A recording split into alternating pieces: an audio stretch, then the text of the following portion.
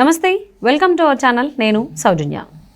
పవన్ కళ్యాణ్ గారు ఢిల్లీకి వెళ్ళబోతున్నారు. వెళ్ళి అమిత్ షా గారితో భేటీ అయిన తర్వాత ఎవరెవరితో పొత్తు ఏంటి అనే అంశానికి సంబంధించి, అలాగే ఏపీలో స్థానాలకు సంబంధించి కూడా క్లారిటీ రాబోతోంది అనేటువంటి వార్తలు ప్రచారంలో ఉన్నాయి. వీటిలో వాస్తవం ఎంతవరకు ఉంది ఏంటి ఈ అంశానికి సంబంధించి మనతో మాట్లాడడానికి, వారి విశ్లేషణని మనతో పంచుకోవడానికి ఈరోజు మనతో పాటు ఉన్నారు సీనియర్ పొలిటికల్ అనలిస్ట్ అంకమరావు గారు ఉన్నారు. వారితో మాట్లాడదాం. నమస్తే. నమస్తే అండి. ఢిల్లీకి పయనమయ్యారు జనసేన అధినేత పవన్ కళ్యాణ్ గారు. సో వెళ్ళిన తర్వాత అమిత్ షా గారితో భేటీలోనే ఈ ఏపీలో స్థానాలకు సంబంధించి కూడా మాట్లాడబోతున్నారనేటువంటి వార్తలు వినిపిస్తూ ఉన్నాయి. సో 6 ఎంపీలు అలాగే 30 అసెంబ్లీ స్థానాలు ఇవ్వాలనేటువంటి ఆలోచనలు ఉన్నారు అన్నట్టుగా వార్తలు వినిపిస్తున్నాయి. వీటిల్లో వాస్తవం ఎంతవరకు ఉంది అంటారు? అసలు ఏంటి అంటే ఇప్పుడు ఎన్డీఏలోనే ఉన్నారు పవన్ కళ్యాణ్ గారు. మన తెలంగాణ ఎన్నికల్లో కూడా భారతీయ జనతా పార్టీను జనసేన కలిసి పోటీ చేశాయి. ఇప్పుడు ఈరోజు నిన్న చంద్రబాబు నాయుడు గారిని పిలిపించుకొని మాట్లాడటం కూడా జరిగింది వాళ్ళు. కాబట్టి చంద్రబాబు నాయుడు గారు అమిత్ షా గారు ఏం మాట్లాడుకున్నారు, వాళ్ళిద్దరి మధ్య ఉన్నటువంటి సీట్ల పంపకాలు కావచ్చు, లేకపోతే పొత్తులలో భాగంగా కావచ్చు, ఏ విషయాలు చర్చకు వచ్చాయి దాని గురించి పవన్ కళ్యాణ్ గారితో చర్చించి, ఎన్డీఏలో ఈయన ఉన్నాడు కాబట్టి మరి చంద్రబాబు నాయుడు గారు ఇట్లా మాట్లాడారు, నేను ఇది చెప్పాను, మరి ఆయన కొన్ని అంగీకారాలు ఇలా తెలిపారు, కొన్ని విషయాలు ఇలా చెప్పారు, దాన్ని మనం ఎలా వెళ్దాం, మేము ఇట్లా వెళ్దాం అనుకుంటున్నాం, నీ అభిప్రాయం ఏంటని తెలుసుకోవడం కోసం మాట్లాడుకొని ఒక నిర్ణయానికి వచ్చేసి, ఎన్నికలు సమీపిస్తున్నాయి కాబట్టి తన నిర్ణయం ఏంటో చెప్తారు పవన్ కళ్యాణ్ గారికి. దాన్ని పట్టుకొని రేపు పొద్దున ఈయన ఒక నిర్ణయానికి వచ్చేసి ప్రకటిస్తారని చెప్పి నేను భావిస్తున్నాను. ఇక మీరు అన్నట్టు 6 లోక్సభ స్థానాలు, 30 శాసనసభ స్థానాలు ఇద్దరికి కలిపి అనే మాట వినిపిస్తూ ఉంది. సహజంగానే దాదాపు అన్ని స్థానాలకి వాళ్ళకి అవకాశం కలగజేయచ్చు, అందుట్లో సందేహం ఏం లేదు. ఓకే, ఎక్కువ తక్కువ అనేది పక్కన పడిస్తే వాళ్ళిద్దరు ఎట్లా పంచుకుంటారు ఏంటనేది వాళ్ళ నిర్ణయానికి వదిలేస్తారు. వీళ్ళిద్దరూ ఎన్డీఏ భాగస్వాములు కాబట్టి మరి ఈ యొక్క ప్రతిపాదన ముందు పెట్టారు, మనకు అంగీకారమా లేదని చెప్పి ఇంకోసారి వాళ్ళు చర్చించుకొని ప్రకటిస్తారని అయితే నేను భావిస్తున్నాను. అంటే రాబోయేటువంటి రోజుల్లో ఆంధ్రప్రదేశ్ ఎన్నికల్లో టీడీపీ జనసేనతో పాటు బీజేపీ కూడా కలవబోతోంది అని అనుకోవచ్చు అంటారా? పరిణామాలు చూస్తూ ఉంటే అట్లానే ఉన్నాయి కదా. అంటే ఇప్పుడు వాళ్ళు చివరి నిమిషం వరకు పొత్తులు పొడుస్తాయా లేకపోతే ఇవి దూరం జరుగుతాయా అని చెప్పని ఇది విధంగా చెప్పలేని పరిస్థితి ఈరోజు ఉన్నాయి. చివరి నిమిషం వరకు మరి వాళ్ళు పొత్తులో ఉంటారు, పొత్తులో బయటకు వెళ్తూ ఉంటారు, వాళ్ళకి కావాల్సిన స్థానాలు ఇకపోతే అలుగుతారు, బెదిరిస్తారు, గందరగోళాలు జరుగుతూ ఉంటాయి కదా. కాబట్టి చివరి నిమిషం వరకు. కాబట్టి ఇక్కడ మాత్రం తెలుగుదేశం జనసేన పార్టీ పొత్తు మాత్రం చాలా బలంగాను ఒక మంచి అభిప్రాయంతో ముందుకెళ్తున్నమాట మాత్రం వాస్తవం. అవును. మధ్యలో ఎవరో ఎలాంటి పరపచ్చలు తీసుకొచ్చినా కూడా వాళ్ళు వాటి గురించి పట్టించుకోకుండా కలిసే ప్రయాణం చేయాలి. వాళ్ళిద్దరు కలిస్తే వాళ్ళ బలం ఎంతో వాళ్ళకి తెలుసు కాబట్టి ఇద్దరు కలిసి ముందుకెళ్లాలనే ఒక నిర్ణయానికి సదభిప్రాయానికి వాళ్ళు వచ్చారు. అందుకని చాలా స్పష్టంగా పవన్ కళ్యాణ్ గారు కూడా చెప్పడం కూడా జరిగింది, అలాగే చంద్రబాబు నాయుడు గారు కూడా శ్రేణులతో చెప్పడం కూడా జరిగింది. ఆయన కూడా చాలా వారి యొక్క సమావేశంలో, వాళ్ళ పదాధికారుల సమావేశంలో చాలా స్పష్టంగా పవన్ కళ్యాణ్ గారు కూడా చెప్పడం కూడా జరిగింది.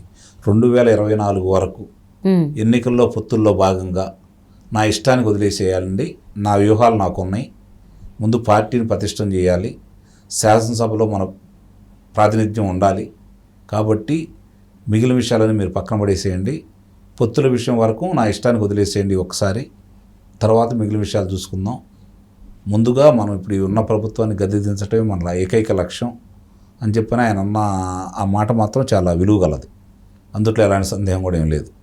దాని ప్రాతిపదికనే మా ఇద్దరి మధ్య ఇలాంటి ఒప్పందం జరిగిందండి, కాబట్టి మీరు కూడా దీన్ని సహకరించండి, మనం ఇలా వెళ్తే బాగుంటుంది అని చెప్పని పవన్ కళ్యాణ్ గారు కూడా తన అభిప్రాయాలని అమిత్ షా గారు ముందు ఉంచుతారని అయితే నేను భావిస్తున్నాను.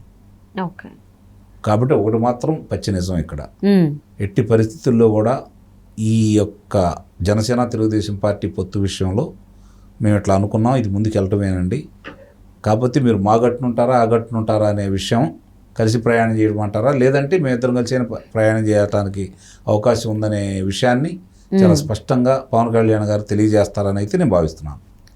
అంటే ఇక్కడ ఒక మాట అంటే ఏంటంటేనండి, ఫస్ట్ నుంచి కూడా అనుకుంటుంది ఏంటి అంటే టీడీపీ జనసేన ఈ కూటమి అనేది చాలా పవర్ఫుల్గా జనాల్లోకి వెళ్ళిపోయింది. ఇప్పుడు కొత్తగా బీజేపీ వస్తుంటే అందులోనూ బీజేపీకి సంబంధించి ఎక్కడా కూడా పాజిటివ్ టాక్ లేదు. ఆంధ్రప్రదేశ్ ప్రజల్లో మంచి అభిప్రాయం అనేదే లేదు. ఇప్పుడు మరి బీజేపీతో కనుక టీడీపీ జనసేన కూటమి కలిస్తే కనుక వీళ్ళకి చెడు జరుగుతుంది అనేటువంటి మాటలు ఎప్పటి నుంచో వింటూనే ఉన్నాం. రాష్ట్రానికి మేలు జరిగేటప్పుడు పార్టీలు కొంత నష్టపోయినా ఇబ్బంది లేదనే ఉద్దేశంతో వీళ్ళు ముందుకెళ్తున్నారని అయితే నేను భావిస్తున్నాను. సో అంటే ఇక్కడ బీజేపీతో కనుక టీడీపీ జనసేన కలిస్తే అది వైసీపీకే ఫేవర్ అవుతుంది, వైసీపీకే పాజిటివ్ అవుతుంది అనేటువంటి సర్వేలు కావచ్చు, లేకపోతే కొంతమంది విశ్లేషకుల అభిప్రాయాలు కూడా అలానే ఉన్నాయి. సో మరి ఇప్పుడు పరిస్థితి ఎలా ఉండబోతుంది అనుకోవచ్చు అంటారు? ప్రజలు ఒక నిర్ణయానికి వచ్చారు. చంద్రబాబు నాయుడు గారు జనసేన పార్టీతో ఎవరు కలిసి వచ్చినా కూడా ఆమోదం తెలుపుతారు. ఓకే, అందుట్లో ఎలాంటి సందేహం కూడా ఏం లేదు.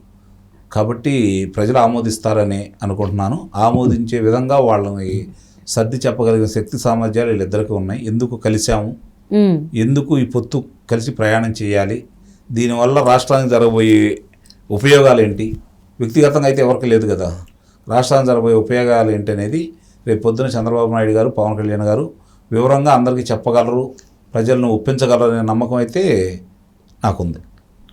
అంటే ఇంతకుముందు కూడా జగన్మోహన్ రెడ్డి కొన్ని వ్యాఖ్యలు చేశారు. సో నన్ను అందరూ కలిసి ఓడించడానికి ప్రయత్నిస్తున్నాను, నేను ఒంటరిని అయ్యాను, నాకెవ్వరూ లేరు, మీరే నాకు ఉండాలని చెప్పేసి ప్రజల దగ్గర మాట్లాడడం. అంటే టీడీపీ జనసేన అలాగే బీజేపీ ముగ్గురు కలిసి నన్ను ఓడించడానికి అన్ని రకాలుగా ఇబ్బందులు పెడుతున్నారు అన్నట్టు కూడా ఆయన వ్యాఖ్యలు చేశారు. సో వీటి వల్ల అంటే ఇప్పుడు ఈ మూడు పార్టీలు కనుక కలిసినట్టయితే మళ్ళీ అగైన్ జగన్మోహన్ రెడ్డి ముఖ్యమంత్రి అయ్యేటువంటి అవకాశాలు ఎక్కువగా ఉన్నాయి అన్నట్టుగా కూడా ఒక టైంలో వార్తలు వచ్చాయి. దాని గురించి మీరు ఏమంటారు? మరి అంటే కేంద్ర అమిత్ షా గారి దగ్గరికి ఓ సమాచారం ఉంది. వాళ్ళ వేగుల ద్వారా ఆయన తీసుకున్నటువంటి సమాచారం ప్రకారం ప్రభుత్వం మీద తీవ్ర వ్యతిరేకత ఉంది. జనసేన తెలుగుదేశం పార్టీ కలిసి ప్రయాణం చేస్తే ఇట్లా ఉంది, అట్లాగే భారతీయ జనతా పార్టీ కలిస్తే భారతీయ జనతా పార్టీ మీద ఎలాంటి అభిప్రాయం ఉందో కూడా ఆయన సమాచారం సేకరించే ఉంటారు. కాబట్టి ఇప్పుడు వీళ్ళ మీద ఉన్న కోపాన్ని తగ్గించుకోవాలి అంటే ఒంటరిగా వెళ్తే ఇంకా ఇబ్బంది పడిపోతారు. కాబట్టి ఒంటరిగా వెళ్లకుండా వీళ్ళతో కలిసి ప్రయాణం చేస్తే ఉపయోగం ఉండదని చెప్పి వాళ్ళు భావిస్తున్నారు. అది బీజేపీ వాళ్ళు ఆలోచించేది కరెక్టే. వాళ్ళు గెలవాలి కాబట్టి ఏదో రకంగా పాజిటివ్గా ఉండే వాళ్ళతో రావాలి అని. కానీ బీజేపీ వాళ్ళ మీద ఉన్నటువంటి నెగిటివిటీ అంతా ఇప్పుడు జనసేన టీడీపీ కూటమికి కూడా తగిలేటువంటి అవకాశం ఉంది కదా అని కొంతమంది అభిప్రాయాన్ని వ్యక్తం చేస్తున్నారు. ఇక్కడ శత్రువు మిత్రుడు అన్నట్టు ప్రజలు కూడా ఏం భావిస్తున్నారంటే జగన్మోహన్ రెడ్డి గారి వల్లే రాష్ట్రం ఇట్లా ఇబ్బంది పడిపోయింది, దానికి ఎవరు సహకరించినా కూడా వాళ్ళ మీద కోపంగా ఉన్నమాట వాస్తవమే. కాబట్టి దాన్ని సహకరించిన భారతీయ జనతా పార్టీ అనే అభిప్రాయం ప్రజల్లో ఉంది. కాబట్టి మీరు అన్నది వాస్తవమే, కాదని అంటలేదు. కానీ వాళ్ళు ఇప్పుడు దాన్ని సరి చేసుకుంటున్నారు, మనకి ఉపయోగాలు జరగబోతున్నాయి రాష్ట్రానికి, అతని స్వలాభం కోసం వాళ్ళని ఏం అడగలేదు, వాళ్ళు కూడా చూస్తూ ఉన్నారు. కాదు రేపు పొద్దున మనకి ఇట్లా ఉపయోగం జరుగుతుంది. రెండోది ఏంటంటే ప్రజలందరూ కూడా ఏ విధంగా ఆలోచిస్తున్నారంటే తిరిగి రాష్ట్రాన్ని గాడిలో పెట్టగలిగిన వ్యక్తి, అన్నీ చేయగలిగిన సమర్థుడు, సంక్షేమాన్ని అలాగే అభివృద్ధిని రెండు సంపాళ్ళలో తీసుకెళ్ళిన వ్యక్తి చంద్రబాబు నాయుడు గారు. కాబట్టి చిన్న చిన్న విషయాలుండా పట్టించుకోకుండా ఇప్పుడు జగన్మోహన్ రెడ్డి గారు అనే ఒక్క వ్యక్తిని దృష్టిలో పెట్టుకొని మిగిలిన విషయాలు ఏమి పట్టించుకోకుండా ఈ కూటమికి ప్రజలందరూ కూడా సహకరించే విధంగా వీళ్ళు ప్రజలకి వివరించి చెప్పగలరని చెప్పి అయితే నేను భావిస్తున్నాను.